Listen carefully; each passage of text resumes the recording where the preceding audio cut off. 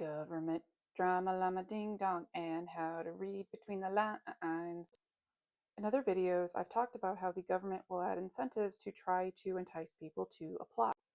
The example that I usually use of where they say they will reimburse you for education, but then there's so much red tape that no one actually uses it, and then they use that as an excuse to get rid of the program because nobody's using it.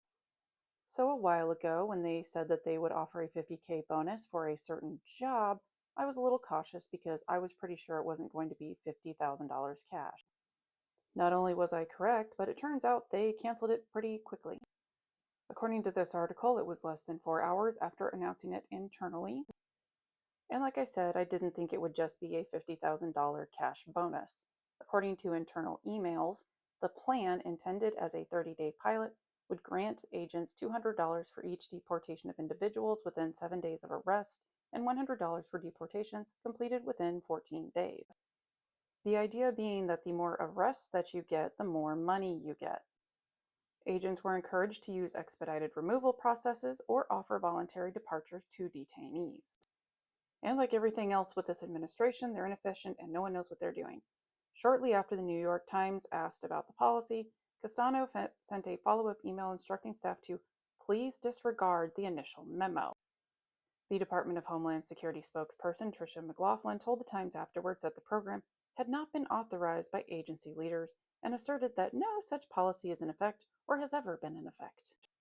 The attempted launch and swift withdrawal of the program came amid a broader and intensifying effort by the administration to expand immigration enforcement and deportations.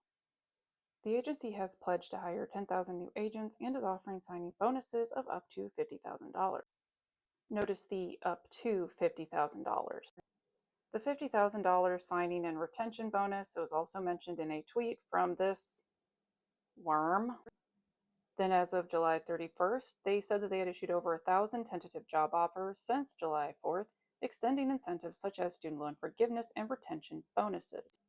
Something else this article points out is that they targeted deputies in the 287G program, which prompted backlash from sheriffs who view the recruitment as undermining local federal cooperation. So let's look further into the claims of what new agents would receive. In July 2025, the administration offered a $50K sign-on bonus and a salary around $100,000 for returning officers. Key point, returning. As far as the first claim with the salary and the sign-on bonus, it's a mixture of correct and not correct. The part that's correct is that the agency's former employees get the 5-figure sign-on bonus and a potential salary around the $100K, and the offer from the agency does exceed the average salary of a teacher in the US, because what teacher is making close to that?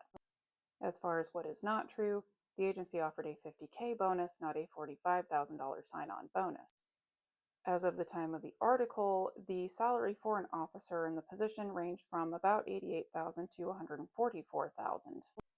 The full offered bonus is only available until August 1st, which has passed, and it was only available to former employees.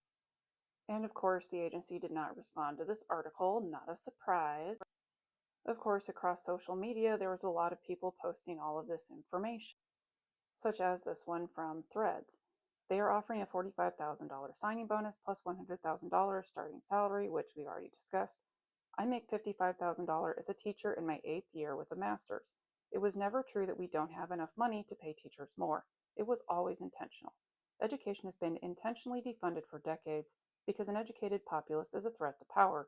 Read the books, do the work, they are terrified of education. This is why it's important to think critically about what this particular administration puts out.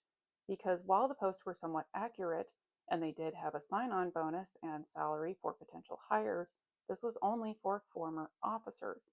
So anybody new getting hired on was definitely not going to get that amount of money. As far as new agents, not returning, they started about $49,000 and went up to about $89,000 a year as of July 2025. And in some states and school districts, this is still more than what a lot of teachers get paid. As many people who've been in the workforce already know, if something sounds too good to be true as far as a job, it probably is. And even if they do offer all the things they say they offer, there is a good chance that they're going to find some way to get out of it or not give you the full benefit. I think the majority of us are already aware that if this administration promises anything like bonuses or high pay, it's going to come with a few caveats at the very least.